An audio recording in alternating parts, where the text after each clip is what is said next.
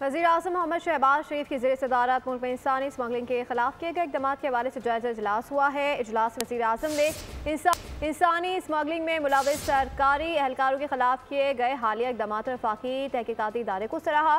वज़ीर आज़म ने इंसानी स्मगलिंग के ग्रुपों को निशान इबरत बनाने के लिए उनके खिलाफ सख्त कानूनी कार्रवाई की हिदायत भी दी है।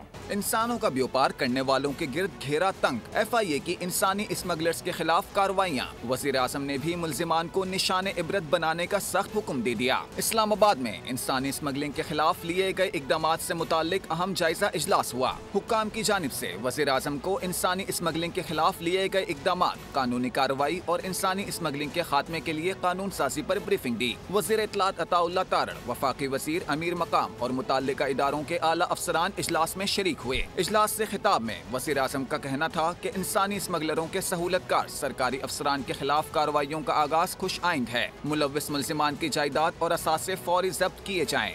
वज़ीर आज़म का ये भी कहना था कि सहूलतकारों के खिलाफ तादीबी कार्रवाई के बाद सख्त तासीरी इक़दामात भी लिए जाएं। मकरूह धंधे में मुलव्वस तमाम अफराद के खिलाफ कार्रवाई जल्द अंजाम तक पहुँचाई जाए, जबकि दफ्तर खारजा बैरून मुल्क से इंसानी स्मगलिंग का धंधा चलाने वाले पाकिस्तानियों के लिए मुताल्लिका ममालिक से राब्ता करे और उनकी हवालगी के लिए जल्द अज जल्द इक़दामात उठाए। सब्सक्राइब करें और बेल दबाएं ताकि कोई खबर रह न जाए।